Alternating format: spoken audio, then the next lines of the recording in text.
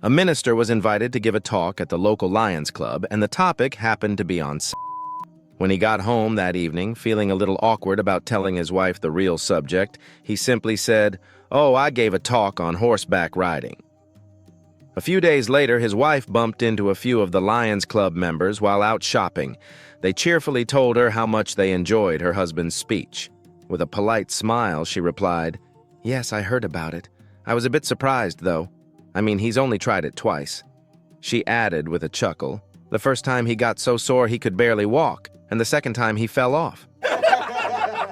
A mom comes home from work and notices her kids peeking out from behind the couch, clearly freaked out. She asks, "What's going on?" One of the kids says, "Aunt Sally was here, and she didn't have any clothes on." Shocked, the mom rushes to the bedroom and finds her husband lying on the bed, sweaty and flustered. "What is going on?" she asks. He pants. I think I'm having a heart attack," she says. "Oh my gosh, I'm calling 911. As she heads to grab her phone, she opens the bathroom closet and finds Aunt Sally hiding, also in the new. Without missing a beat, the mom gives her a slap and says, "Unbelievable! My husband is having a heart attack, and you're running around scaring the kids?" A young banker decided it was time to upgrade his wardrobe and get his very first tailor-made suit. He went to the finest tailor in town, got measured, and a week later came back for his first fitting. As soon as he slipped on the suit, he looked sharp, like a man ready to take on Wall Street. Standing in front of the mirror, he admired the perfect fit, the crisp lines, and the confidence it gave him. But as he reached down to slide his hands into the pockets, he paused. There weren't any. Puzzled, he turned to the tailor and said, "Excuse me, but this suit doesn't have any pockets." The tailor raised an eyebrow and replied, "Didn't you tell me you were a banker?" The young man nodded. "Yes, I did." The tailor smiled and said, "Well then, who's ever heard of a banker with his hands in his own pockets?" A married couple is lying in bed one night. The wife is curled up, ready to go to sleep, and the husband turns his bed lamp on to read a book. As he's reading, he periodically reaches over to his wife and fondles her special bits. He does this a few times, but only for a very short interval before returning to read his book. The wife gradually becomes more and more aroused and, assuming that her husband is seeking some encouragement before going further, she gets up and starts in front of him. The husband is confused and asks, "Why are you taking off your clothes?" His wife replies, "You were rubbing me downtown. I thought it was foreplay." The husband says, "No, not at all." His wife asks angrily, "Well, what the hell were you doing then?" "I was just wetting my fingers so I could turn the pages in my book." A lawyer was just waking up from anesthesia after surgery, and his wife was sitting by his side. His eyes fluttered open and he said, "You're beautiful." And then he fell asleep again. His wife had never heard him say that, so she stayed by his side. A couple of minutes later, his eyes fluttered open and he said, "You're cute." Well, the wife was disappointed because instead of beautiful, it was cute. She asked, "What happened to beautiful?" His reply was, "The drugs are wearing off." Two guys are standing in line at the gates of heaven. One turns to the other and says, "So, how'd you die?" The other replies, "I froze to death." "You?" "I had a heart attack." "Oh no, how'd that happen?" "Well, I thought my wife was cheating on me. So I rushed home from work, ran upstairs, and there she was, sound asleep, alone. But I didn't believe it. I tore through the house, checked under the bed, in the closet, nothing. I sprinted back upstairs, and that's when I had a heart attack." The first guy sighs and says, "That's ironic. Why's that? If you had checked the fridge, we'd both still be alive." There's a blonde and a brunette in a car. The brunette is driving while the blonde is in the passenger seat. They're going down a steep hill when the brunette realizes that the brakes don't work. The brunette tells the blonde that the brakes don't work, and they will drive off the side of the cliff because they failed to stop. The blonde then replies, "Don't worry, there's a stop sign ahead." An older gent had an appointment to see a urologist who shared an office with several other doctors. The waiting room was filled with patients. He approached the receptionist desk. The receptionist was a large, imposing woman who looked like a wrestler. He gave her his name. In a very low voice, the receptionist said, "Yes, I see your name here. You want to see the doctor about impotence, right?" The heads of all the patients in the waiting room snapped around to look at the very embarrassed man. He recovered quickly, though, and in an equally loud voice replied, "No, I've come to inquire about a change operation, and I'd like the same doctor that did yours." A married couple is in bed one morning chatting about their dreams. The wife says, "I had a weird dream last night. I was at a men's auction. Long ones were going for $100, thick ones for $200. The husband laughs. "Oh yeah? What would mine have gone for?" She smirks. "They were giving ones like yours away for free." He grins and says, "That's wild. I had a dream about a women's auction. Let's just say the high-end ones were going for $500 to $1,000. The wife, curious, asks, "What about mine?" He looks at her and goes, "That's where they were holding the auction." Two priests decided to take a vacation in Hawaii. Wanting to really relax, they agreed. No collars, no black suits, nothing that would give away they were clergy. As soon as their plane landed, they hit a local shop and bought the wildest tourist outfits you could imagine. Flashy shirts, loud shorts, sandals, sunglasses, the whole package. The next morning they hit the beach, dressed head to toe like total tourists. Sitting back in their chairs, sipping drinks, soaking in the sun, life was perfect. That's when a stunning blonde in a tiny bikini strolled right past them, smiled sweetly, and said, "Good morning, Father." "Good morning, Father." She nodded at each of them and walked away like it was the most normal thing in the world. The priests were floored. How on earth did she know? Determined not to be recognized, the next day they went back to the store and bought even crazier outfits, the kind you can hear before you see. Dressed in their new over-the-top beachwear, they returned to the sand, ready to blend in. But wouldn't you know it, the same blonde appeared, this time in an even tinier string bikini. She walked right up to them, flashed a smile, and once again said, "Good morning, Father. Good morning, Father." Finally, one priest couldn't take it anymore and asked, "Excuse me, young lady, we are priests, but how in the world did you know?" She laughed and replied, "Oh, come on, Father. It's me, Sister Angela." Karen lost her husband almost 4 years ago, and her heart had been stuck in mourning ever since. Her daughter kept encouraging her to open her heart and give love another chance, but Karen just wasn't sure she was ready. After a lot of loving nudges, Karen finally gave in and told her family she was willing to dip her toe back into the dating world, though she had no idea where to start. Her daughter didn't miss a beat and said, "Mom, I know just the man for you." And sure enough, sparks flew. After just 6 weeks of dinner dates, long talks, and plenty of laughs, her new gentleman invited her on a cozy weekend getaway to the Catskills. That first night, as they both got ready for bed, Karen slipped out of her clothes and stood there in nothing but a black bra and a pair of black lace pants. He, on the other hand, wore only his birthday suit. He couldn't help but ask, "Why the black underwear?" Karen gave him a sweet smile and replied, "My heart's finally open, my arms are ready for hugs, but down there I'm still in mourning." Safe to say, the poor guy got the message loud and clear. The very next night, the same scene unfolded, Karen still in her black pants, and him in his birthday suit, but this time, with a little twist. He was wearing a black condom. Surprised, Karen raised an eyebrow and asked, "What's with the black condom?" With a wink and a grin, he replied, "I just wanted to offer my deepest condolences." A man is at the zoo and walks up to the silverback gorilla exhibit. There's a sign posted that says, "Please do not tap the glass."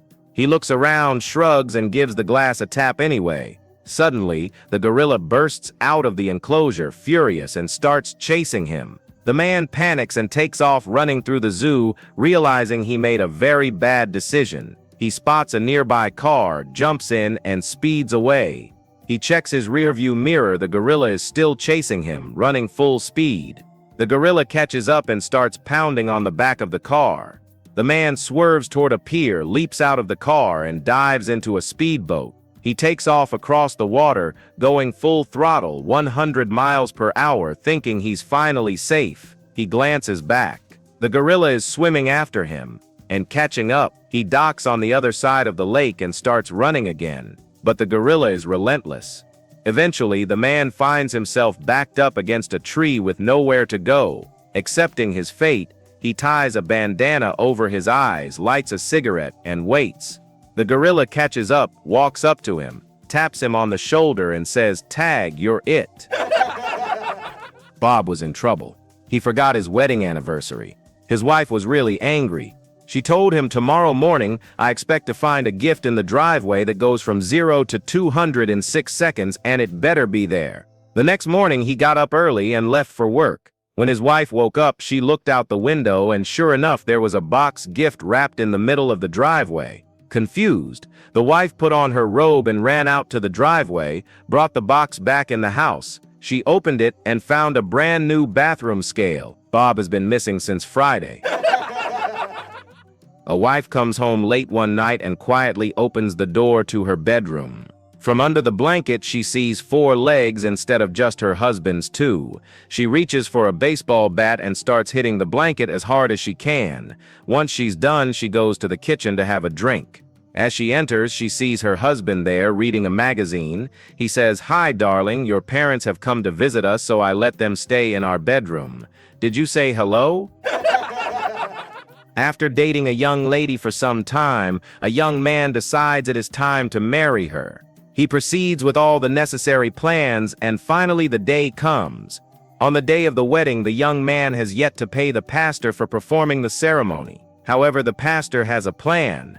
The service proceeds as planned, the vows are exchanged, etc. Now it is time for the groom to kiss his bride. The pastor sees this as the perfect opportunity to ask to be paid. He pulls the young man aside and asks him, "Can you please pay me?" Not wanting to create a scene, the young man asked, "How much do I owe you?"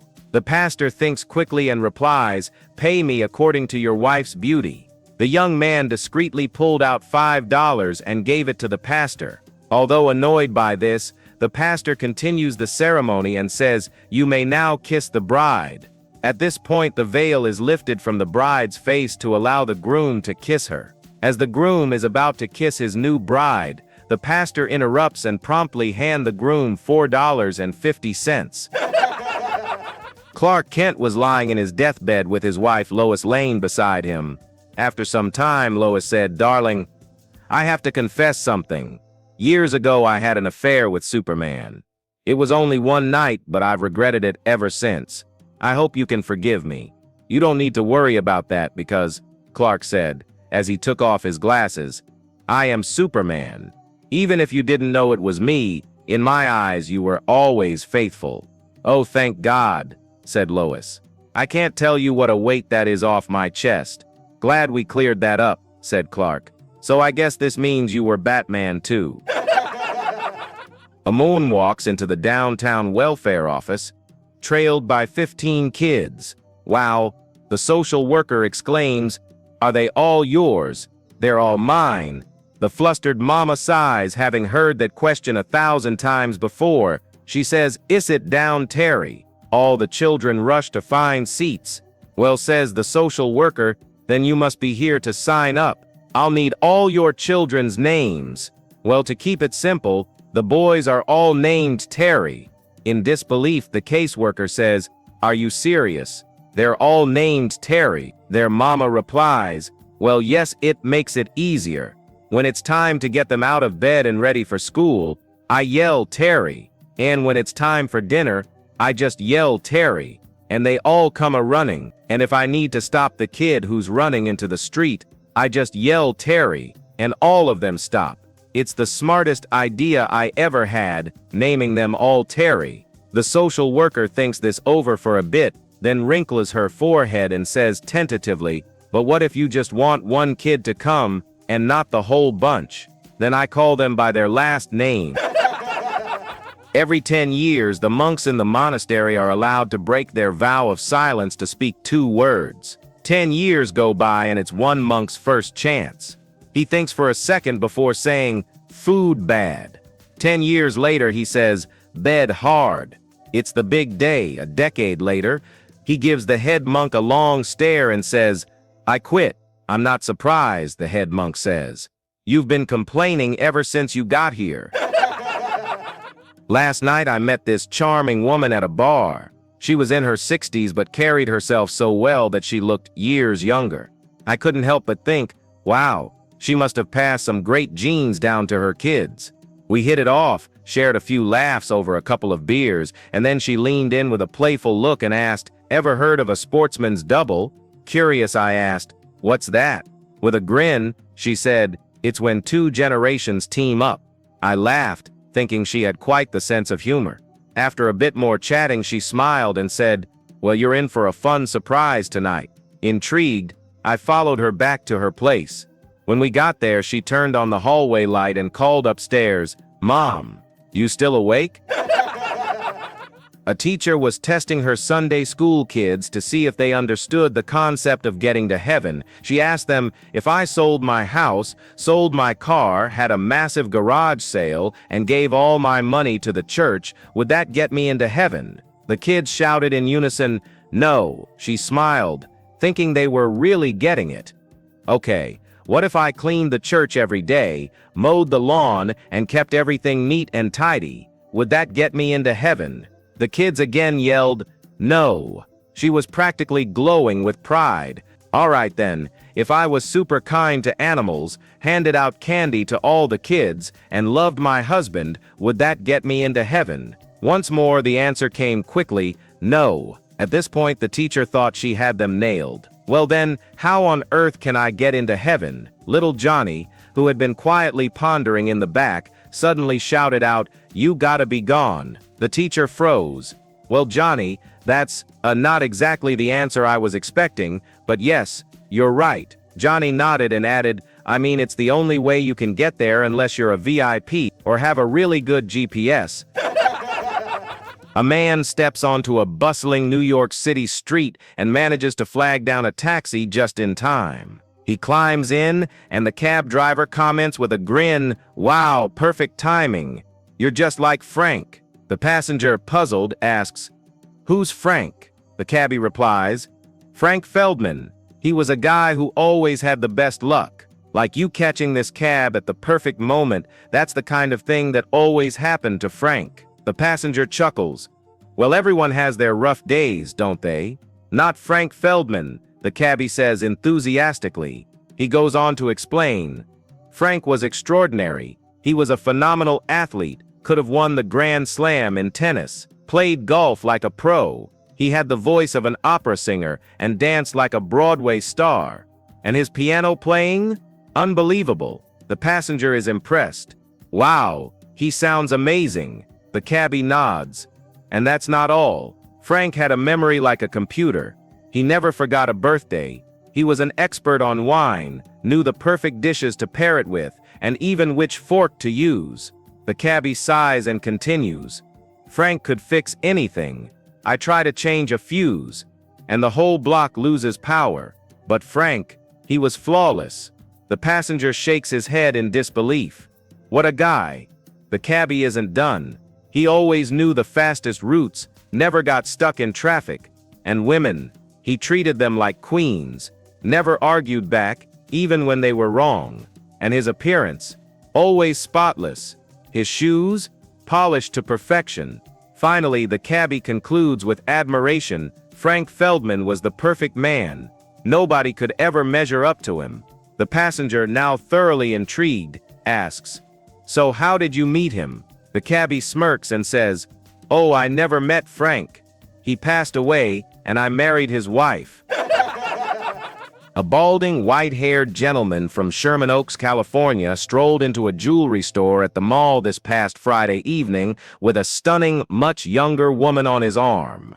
With a warm smile, he told the jeweler, I'm looking for a very special ring for my girlfriend. The jeweler carefully selected a $5,000 ring from his collection and presented it to him. The man examined it briefly and said, no, I'm looking for something even more exceptional. The jeweler nodded and brought out another ring from his premium collection. "This one is truly exquisite, priced at $40,000, he said proudly. The young lady's eyes sparkled and she could barely contain her excitement. Her whole demeanor radiated joy. Seeing her reaction, the man declared, "We'll take it." The jeweler asked how he'd like to pay, and the man replied, "By check. I understand you'll want to verify the funds, so I'll write it now. You can confirm with the bank on Monday and I'll pick up the ring that afternoon." The jeweler agreed and the transaction appeared to proceed smoothly. On Monday morning, the jeweler called the man, his voice brimming with frustration. "Sir, your account only has $25 in it."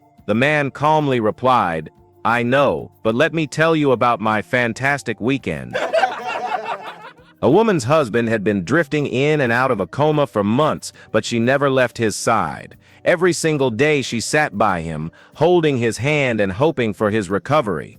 One day, he finally opened his eyes, looked around and motioned for her to come closer. She leaned in, her heart racing with relief and joy. His voice was weak, but he managed to whisper, tears glistening in his eyes, "You know something? You've been with me through every tough moment in my life." She smiled warmly as he continued, "When I lost my job, you were there for me. When my business went under, you stood by my side. When I got shot, you were right there in the hospital. When we lost the house, you stayed with me, and when my health started to fail, you never left." Her heart swelled with emotion as she whispered back, "Oh, darling, that's so sweet. What are you trying to say?" He took a deep breath, looked her in the eye, and said, "I think you're cursed." At the bus stop, 6-year-old Johnny stands beside his mom as they wait.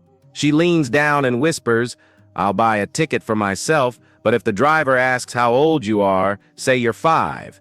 That way, I won't have to pay for you." The bus arrives, and they climb aboard.